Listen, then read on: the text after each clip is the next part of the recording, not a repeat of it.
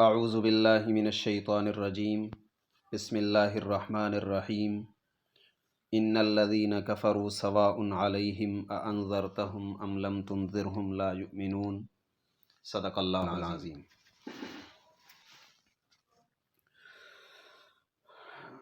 یہ ہمارا سبق محرومین عن القرآن کے متعلق ہے کہ وہ لوگ جو قرآن کریم سے فائدہ اٹھانے سے محروم رہ گئے، ان کا ذکر ہے۔ سورۃ بقرہ کے آغاز میں یعنی پچھلے سبق میں ہم نے مستفیدین من القرآن کا بیان پڑھا تھا کہ جو لوگ قرآن کریم سے استفادہ کرنے والے ہیں، فائدہ اٹھانے والے ہیں، اور یہاں پر محرومین عن القرآن کا بیان ہے۔ عنوان آپ لکھ دیں گے محرومین عن القرآن۔ محرومین عن القرآن کی دو قسمیں ہیں، نمبر 1 کفار، نمبر 2 منافقین۔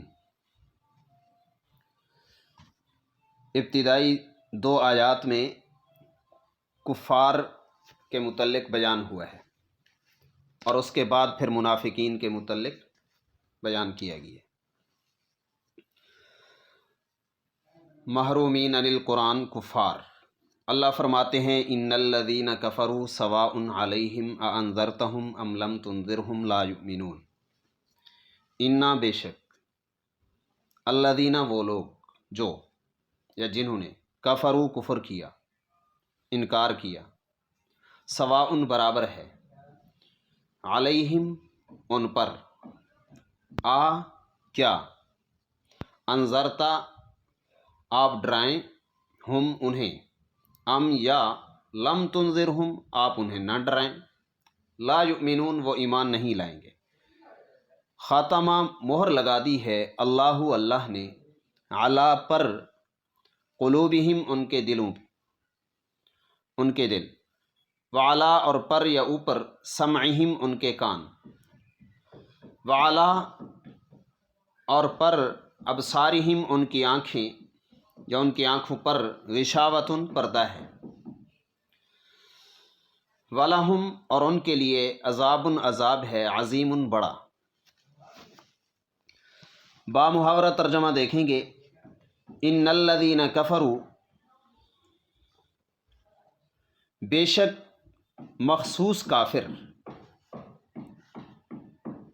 یہاں پر مخصوص کافر کا ترجمہ آپ کریں گے کیونکہ یہاں پر عام کافر مراد نہیں ہے، یہاں پر ایک خاص گروہ تھا کفار کا، اس کے بارے میں کہا گیا ہے۔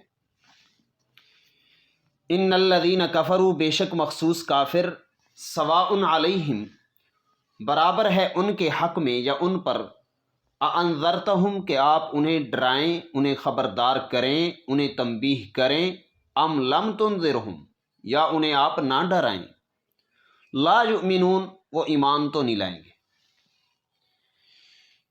یہ مشرکین مکہ میں سے کچھ خاص لوگ تھے، بڑے بڑے جو مجرمین تھے، اللہ تعالیٰ نے اپنے پیغمبر کو ان کے بارے میں بتلا دیا کہ اے پیغمبر یہ ایسے بد نصیب ہیں، انہوں نے ایمان قبول نہیں کرنا، آپ انہیں ڈرائیں یا نہ ڈرائیں ان کے حق میں برابر ہے، لیکن آپ کا فریضہ چونکہ لوگوں کو ڈرانا ہے اور آپ کا فریضہ چونکہ لوگوں کو خبردار کرنا ہے، لوگوں کو بشارتیں دینا ہے، آپ کی ذمہ داری اللہ کا پیغام پہنچانا ہے، تبلیغ دین کرنا ہے، لہٰذا آپ ان کو ڈراتے بھی رہیں، ان کو بشارتیں بھی دیتے رہیں اور انہیں تبلیغ دین بھی کرتے رہیں۔ یہ ان کے حق میں تو برابر ہے لیکن آپ کے حق میں نہیں، آپ کا فریضہ ہی یہی ہے۔ یہ نہیں کہ اگر یہ ایمان قبول کرنے والے نہیں ہیں تو آپ ان کو ڈرانا چھوڑ دیں یا آپ ان کو تبلیغ کرنا چھوڑ دیں، ایسا نہیں ہے۔ آپ نے ان کو تبلیغ کرنی ہے، بہر صورت آپ تبلیغ کریں گے، لیکن یہ ماننے والے نہیں ہیں، اس لیے ہم آپ کو بتلا رہے ہیں تاکہ آپ ان کی وجہ سے پریشان نہ ہوا کریں۔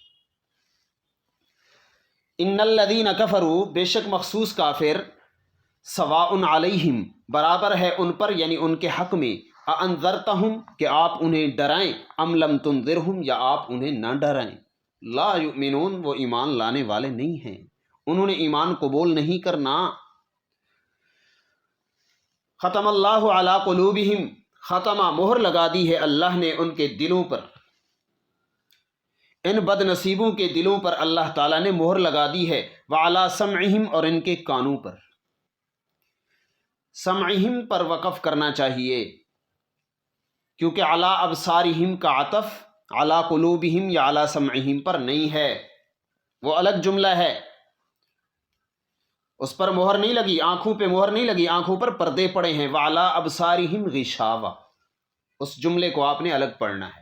ختم اللہ علی قلوبہم وعلی سمعہم، اس کو الگ پڑھیں گے، وعلی ابصارہم غشاوہ اسے الگ کریں گے۔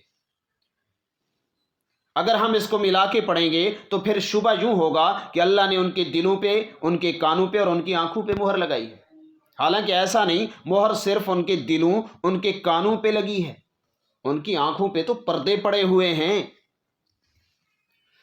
ختم اللہ، مہر لگا دی ہے اللہ نے، علی قلوبہم، ان کے دلوں پر، قلوب قلب کی جمع، وعلی سمعہم، اور ان کے کانوں پر، وعلی ابصارہم غشاوہ، اور ان کی آنکھوں پر پردہ پڑا۔ ختم اللہ، یہاں پر عنوان لگائیں ایمان نہ لانے کے اسباب یا وجوہات، ایمان نہ لانے کی وجوہات۔ پہلی وجہ یہ ہے کہ اللہ نے ان کے دلوں پر مہر لگا دی، دوسری وجہ یہ ہے کہ اللہ نے ان کے کانوں پہ مہر لگا دی، تیسری وجہ یہ ہے کہ ان کی آنکھوں پر پردے پڑے ہوئے ہیں۔ یہ تین اسباب اور تین وجوہات ہیں، تین علتیں ہیں ان کے ایمان نہ لانے کی۔ اب کوئی کہہ سکتا ہے کہ جب اللہ نے ہی ان کے دلوں پر مہر لگا دی ہے تو ان کا کیا قصور ہے؟ پھر ان کا تو کوئی قصور نہیں۔ پھر بھئی اللہ نے جو مہر لگائی ہے یہ ان کے کرتوتات کی وجہ سے، ان کے سیاہ اعمال کی وجہ سے۔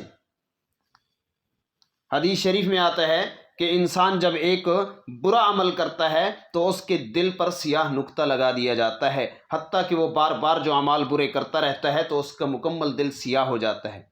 جب مکمل دل سیاہ ہو جاتا ہے تو اس کو برائی ہی نہیں لگتی، جس کو اللہ فرماتے ہیں کہ زنگ لگ چکا ہے ان کے دلوں پہ، کلا بل ران علی قلوبہم، ان کے دلوں پر زنگ لگ چکا ہے۔ یہ اللہ مہر تب لگاتے ہیں جب کسی کے اعمال اتنے سیاہ ہوں، اتنے جمع ہو جائیں کہ اس کے بعد اس کی ہدایت کی کوئی صورت ہی نہ رہے۔ یہ ان کے اعمال کی وجہ سے، ان کے کرتوتات کی وجہ سے اللہ ایسے بد نصیبوں کے دلوں پر مہر لگا دیتے ہیں۔ عنوان لگائیں گے ایمان نہ لانے کی وجوہات، تین وجوہات۔ نمبر 1، دلوں پر مہر، کانوں پر مہر اور آنکھوں پر پردہ۔ اور ختم اللہ پر ایک دوسرا عنوان لکھیں گے انجام دنیاوی، گناہوں کا انجام دنیاوی انجام ان کافروں کا، کہ ان پر مہریں لگی ہوئی ہیں، پردے پڑے ہوئے ہیں۔ اور وَلَهُمْ عَذَابٌ عَظِيمٌ، اور ان کے لیے بڑا عذاب ہے۔ وَلَهُمْ عَذَابٌ عَظِيمٌ پر عنوان لگائیں انجام اخروی، کہ آخرت میں ان کے لیے بڑا عذاب ہے، اور دنیا میں ان کے دلوں پر، ان کے کانوں پر مہر لگا دی گئی اور ان کی آنکھوں پر پردے ڈال دیے گئے۔ یہ ان کی سزا ہے۔ دنیا کے اندر ان سے گویا کہ جو توفیق چھین لی ہے اللہ نے، مہر لگانے کا یہی مفہوم ہے کہ اللہ نے ان سے توفیق چھین لی ہے حق قبول کرنے کی، اب یہ حق کو قبول نہیں کریں گے۔ توفیق چھین لی ہے اللہ نے ان کے اعمال کی وجہ سے، ان کی برائیوں کی وجہ سے۔ ان الذین کفروا، بے شک مخصوص کافر، سواء علیہم، برابر ہے ان کے حق میں، اانذرتہم، کہ آپ انہیں ڈرائیں، ام لم تنذرہم، یا آپ انہیں نہ ڈرائیں، لا یؤمنون، ایمان نہیں لائیں گے۔ ختم اللہ، مہر لگا دی ہے اللہ نے، علی قلوبہم، ان کے دلوں پر، وعلی سمعہم، اور ان کے کانوں پر، وعلی ابصارہم غشاوہ، اور ان کی آنکھوں پر پردہ پڑا ہوا ہے، وَلَهُمْ عَذَابٌ عَظِيمٌ، اور ان کے لیے بڑا عذاب ہے۔ السلام علیکم ورحمۃ اللہ۔